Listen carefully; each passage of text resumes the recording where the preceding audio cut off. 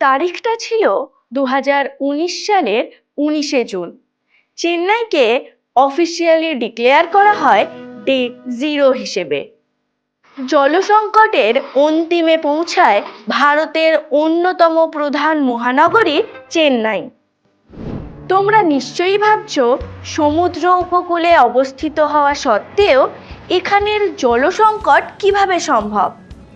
আসলে এই অঞ্চলের সুপেয় জলের একমাত্র উৎস হলো বৃষ্টিপাত, যা এই অঞ্চলের ভূগর্ভস্থ জলস্তরকে বৃদ্ধি করে। কিন্তু পরপর 3বার মনসুন ফেলিয়ারের ফলেই চেন্নাইয়ে এই চরম জলসংকট দেখা দিয়েছিল। জানো, এই জলাভাব কাটিয়ে ওঠার এক অন্যতম পদ্ধতি হলো বৃষ্টির জল সংরক্ষণ। আর এ বিষয়ে তামিলনাড়ু রাজ্য হয়ে উঠেছে পথপ্রদর্শক বা রোল মডেল। 2001 সালে এই রাজ্য আইন প্রণয়ন করে প্রতিটি বাড়িতে বৃষ্টির জল সংরক্ষণ বাধ্যতামূলক করে।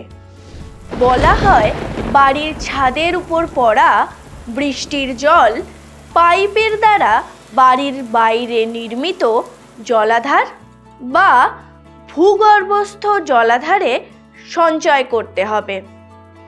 ওই জলাধারের মধ্যে থাকা বালি ও নুড়ির মাধ্যমে জল পরিশোধিত হয়ে অপর একটি জলাধারে সঞ্চিত হবে, যা পরবর্তীকালে পানীয় হিসেবে, স্নানের কাজে, গাড়ি ধুতে বা চাষের জমিতে ব্যবহার করা যাবে।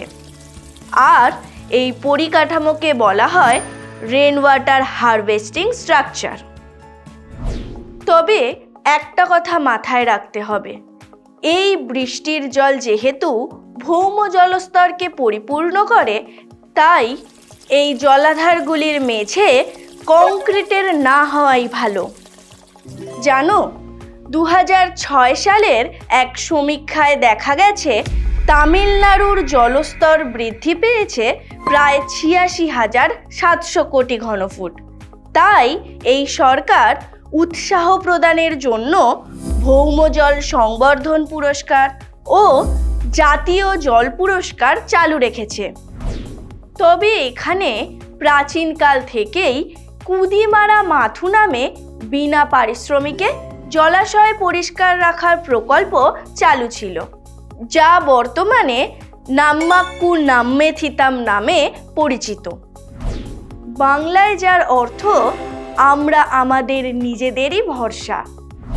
শুধু তামিলনাড়ু নয়, পৃথিবীর প্রতিটি জায়গাতেই জল সংরক্ষণ করা প্রয়োজন। তাই কখনো অভ্যন্তরীণ পদ্ধতিতে, কখনো আবার বাহ্যিক পদ্ধতিতে জল সংরক্ষণ করা হয়। ইউনাইটেড নেশনের এক সমীক্ষা অনুযায়ী বর্তমানে পৃথিবীর 735 কোটি মানুষের ব্যবহার উপযোগী জলের পরিমাণ এই সময় মাত্র 2 লক্ষ ঘনকিমি। তাই জল সংরক্ষণ আজ শুধু আমাদের কর্তব্যই নয়, প্রাণ ধারণের জন্য প্রধান এবং প্রথম করণীয়।